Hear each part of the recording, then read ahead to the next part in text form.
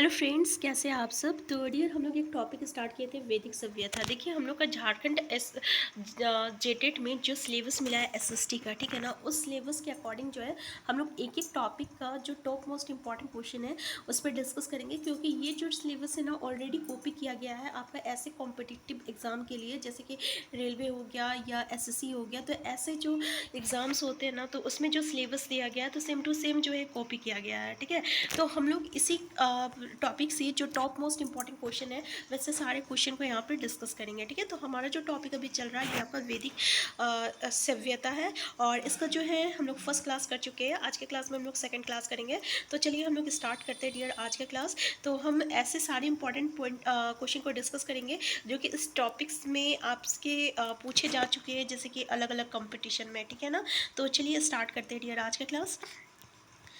तो देखिए पहला क्वेश्चन है आपका, ऋग्वेद चार वेदों में से पवित्रम वेद है। तो याद रखिएगा, चार वेद में से सबसे पवित्रम वेद अगर पूछ दिया जाए तो ये आपका ऋग्वेद है, जिसमें 10,600 ऋचाएँ हैं। याद रखिएगा 10,600 ऋचाएँ हैं और 10 सूक्तों के 10 अध्याय जिन्हें मंडल कहा जाता है। क्वेश्चन ये भी पूछा जाता है कि आपका ऋग्वेद में कितना मंडल है। तो याद रखिएगा 10 मंडल है। कितना ऋचाएँ हैं, तो आपका 10,600 ऋचा है, ठीक है ना। अगर सूक्तों पूछ दिया जाए कि कितना सूक्त है तो याद रखिएगा 1028, आंसर ए हो जाएगा। 1028 जो है सूक्त है, ठीक है। तो ये याद रखिएगा। देखिए जो गायत्री मंत्र का उल्लेख है ना, ये किस मतलब कि आपका वेद में आता है। तो ये भी आपका ऋग्वेद में आता है, गायत्री मंत्र का उल्लेख। ये भी क्वेश्चन पूछा जाता है। और ये किस मंडल में आता है, तो याद रखिएगा ऋग्वेद के तीसरे मंडल में आता है, ठीक है। और अगर ये भी क्वेश्चन पूछा जाए कि कौन से मंडल में आपका सोम देवता का उल्लेख है, तो याद रखिएगा 9वें जो मंडल है ना उसमें सोम देवता का उल्लेख है।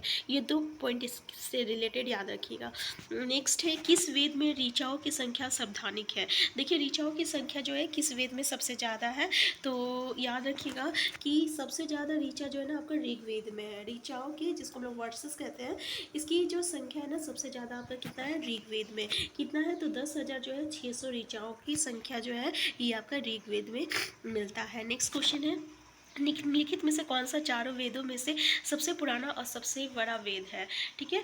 तो सबसे पुराना और सबसे बड़ा वेद कौन सा है, तो ये आपका ऋग्वेद है। अभी हम लोग देखे थे। और ये भी क्वेश्चन आता है कि कौन सा जो है सबसे पवित्रम वेद है, तो सबसे पवित्रम वेद भी जो है ये आपका ऋग्वेद है। सबसे बड़ा पुराना और सबसे बड़ा जो वेद है ये भी आपका ऋग्वेद है, ठीक है। तो आंसर ए इसका जो है करेक्ट आंसर हो जाएगा। नेक्स्ट क्वेश्चन है आपका क्वेश्चन नंबर, देखिए ऋग्वेद 10 का संख्या है, यानी कितना सूक्त है। तो इससे पहले हम लोग डिस्कस कर चुके हैं 1028 सूक्त है ऋग्वेद में, ठीक है। तो ऋग्वेद जो है 1028 सूक्तों का संग्रह है। नेक्स्ट क्वेश्चन है आपका कि प्रारंभिक बिंदु दर्शन में जीवन के कितने चरण निर्धारित किए गए हैं, 2, 3, 4 और 5। तो आंसर क्या हो जाएगा डियर, तो इसका आंसर हो जाएगा 4 चरण जो है निर्धारित किया गया है। इसमें एक आता ब्रह्मचर्य। ब्रह्मचर्य जो रहता है ये आपका 25 वर्ष तक का होता है।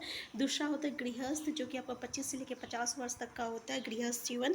फिर आपका आता है वानप्रस्थ। वानप्रस्थ जो रहता है ना डियर, ये आपका 50 से लेकर 75 जो उम्र होती है इसमें आता है। और फिर आपका आता है संन्यास। संन्यास जो रहता है 75 से लेकर 100 साल तक का जो उम्र होता है ये संन्यास का रहता है। तो याद रखिएगा कि प्रारंभिक हिंदू दर्शन में जीवन के 4 चरण को निर्धारित किया गया है, ठीक है। तो चारों चरण को एक बार फिर से देख लीजिएगा। नेक्स्ट है, चारों वेदों में से किस वेद को यज्ञ सूत्रों के वेद के रूप में जाना जाता है, जिसमें समान उद्देश्य के लिए इच्छित छंदों के साथ साथ विभिन्न संस्कारों के लिए अपनाए जाने वाले गद्य सूत्र भी शामिल है, सामवेद, अर्थवेद, यजुर्वेद और ऋग्वेद। तो देखिए यज्ञ सूत्र बोला है, ठीक है। तो इसमें याद रखिएगा यज्ञ सूत्र जो होता है ये आपका यजुर्वेद है, ठीक है। किसमें, यजुर्वेद में जो है यज्ञ सूत्रों का वेद है। तो ये आपको याद रखना होगा कि यज्ञ सूत्र किससे संबंध रखता है, तो यजुर्वेद से जो है यज्ञ सूत्र जो है संबंध रखता है। नेक्स्ट क्वेश्चन है, उपनिषद शब्द में उप शब्द क्या दर्शाता है। तो देखिए आंसर क्या हो जाएगा, गुप्तता, निकटता, समग्रता और खुशी। तो आंसर है क्या डियर आपका, तो उप जो है ना ये आपका निकटता को दर्शाता है, ठीक है। किसका, निकटता को दर्शाता है।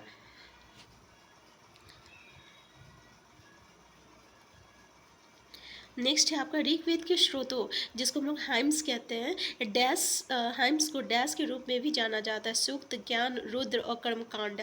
तो किसके लिए किस रूप में भी जाना जाता है स्रोत को, तो इसको हम लोग सूक्त के मतलब के रूप में भी जानते हैं। और कितना सूक्त है ऋग्वेद में, तो आपका 1028 सूक्त है। कितना मंडल है, तो 10 मंडल है।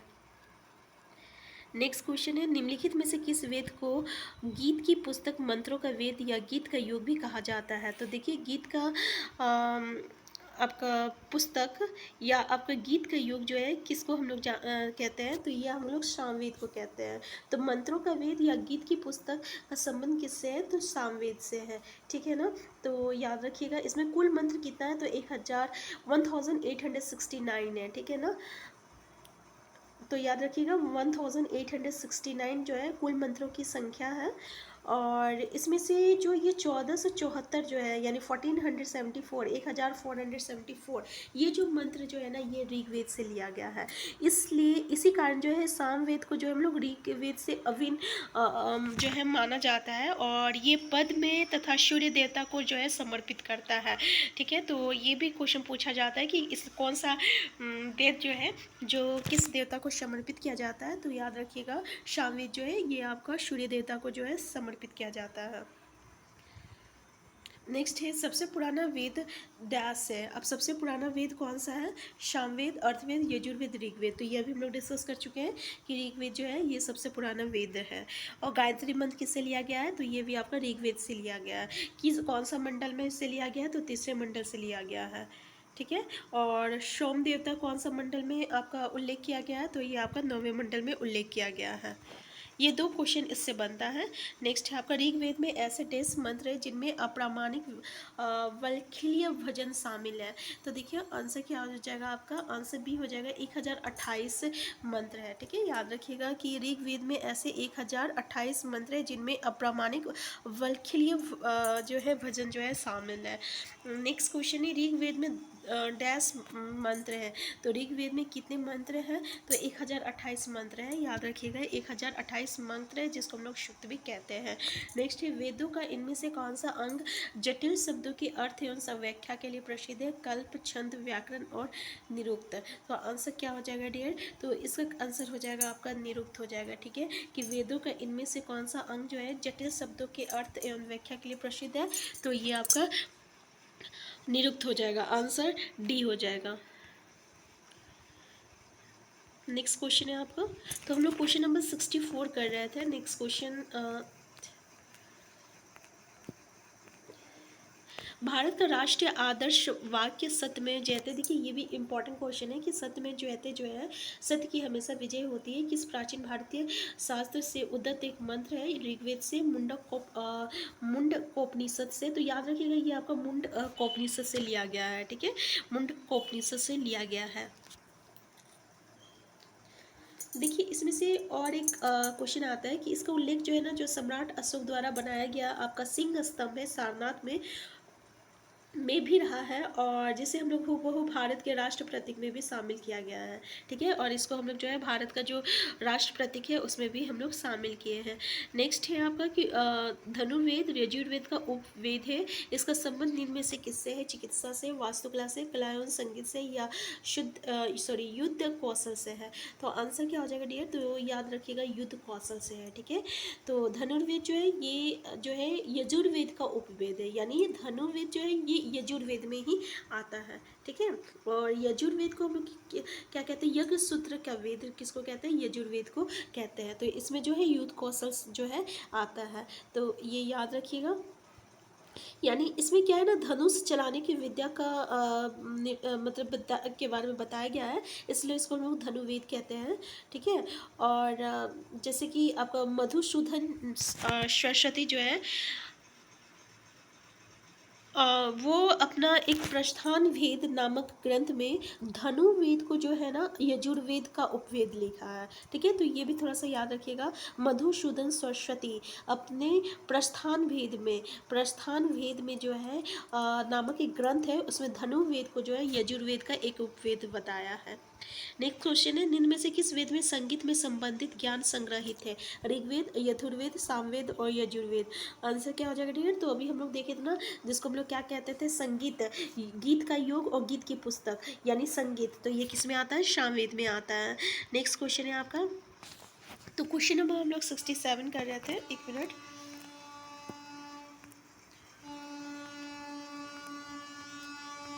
वेदों को इंडो आयरन सभ्यता का, नेक्स्ट क्वेश्चन है आपका कि वेदों को इंडो आयरन सभ्यता का सर्वप्रथम साहित्यिक अभिलेख माना जाता है। इसमें शामिल 4 वेदों के नाम ऋग्वेद, सामवेद, यजुर्वेद और डैश है। यानी आपका चौथा जो वेद है वो कौन सा वेद है? तो याद रखिएगा, ये चौथा जो है आपका अर्थवेद है। ठीक है, क्या है? अर्थवेद है। तो याद रखिएगा, ऋग्वेद, यजुर्वेद, सामवेद और अर्थवेद, ये 4 आता है, जिसमें सबसे पुराना वेद जो रहता है ये आपका जो है ऋग्वेद है, जिसको जो कि सबसे पवित्रम वेद भी है।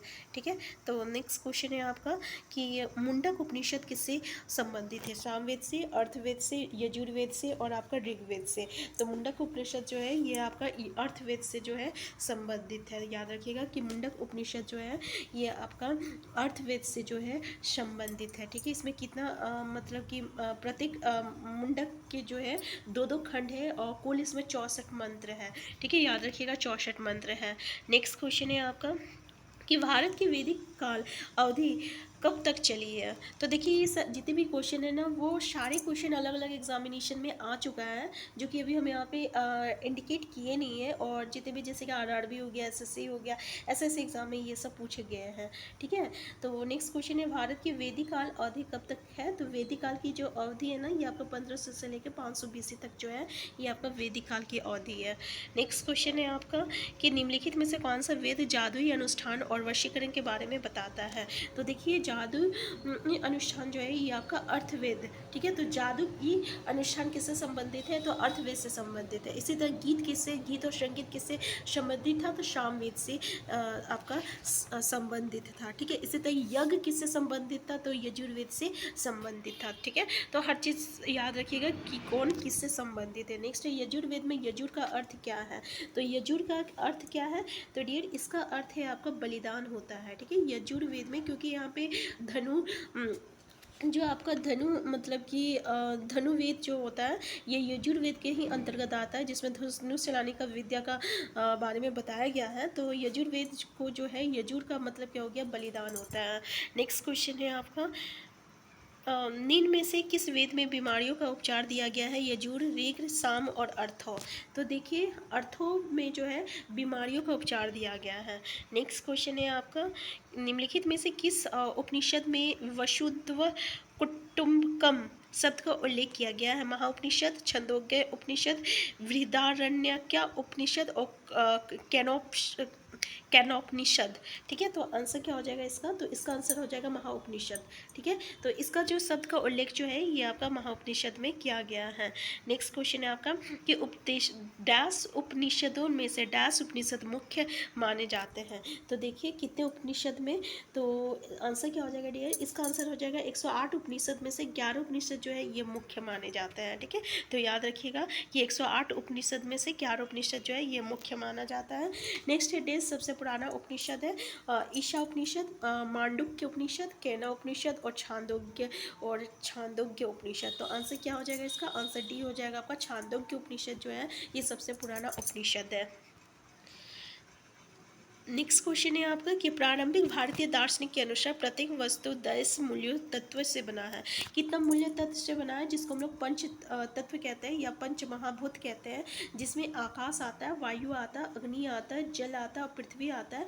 ये 5 महाभूत है। और तो आंसर क्या हो जाएगा? आंसर 5 मूल तत्व से बना हुआ है। क्या क्या पता चल गया आपको? आकाश, वायु, अग्नि, जल और पृथ्वी, ये 5 महा आपका भूत है। ठीक है ना। नेक्स्ट क्वेश्चन है आपका कि कठोपनिषद में नचिकेता नामक एक किशोर और देवता के बीच हुई बातचीत दर्ज है, और निम्नलिखित में से कौन सा देवता नचिकेता से बात कर रहा है? भगवान यम और भगवान शिव, भगवान इंद्र और भगवान कार्तिकेय। आंसर क्या हो जाएगा डियर? तो भगवान यम हो जाएगा। ठीक है, ये नचिकेता जो है भगवान यम से जो है बातचीत करते हैं इसमें कठोपनिषद में। तो डियर यहाँ पे देखिए वैदिक सभ्यता से रिलेटेड जितने भी टॉप मोस्ट क्वेश्चन जहाँ से क्वेश्चन अभी तक पूछ चुके हैं, हम सारे क्वेश्चन को डिस्कस कर चुके हैं। नेक्स्ट क्लास में हम लोग नेक्स्ट टॉपिक को डिस्कस करेंगे, जहाँ हम लोग महाजनपद पीरियड के बारे में डिस्कस करेंगे। ठीक है ना, तो और पाषाण काल के बारे में। तो हम फिर मिलते हैं नेक्स्ट क्लास में। चैनल में नए आइडिया सबसे पहले चैनल को सब्सक्राइब कर लीजिएगा अगर ये वीडियो हेल्पफुल होगा तो, और लाइक शेयर करना मत भूलिएगा। अगर आपके कोई भी क्वेरीज होगा तो कमेंट बॉक्स में ज़रूर बताइएगा। हम फिर मिलते हैं नेक्स्ट क्लास में।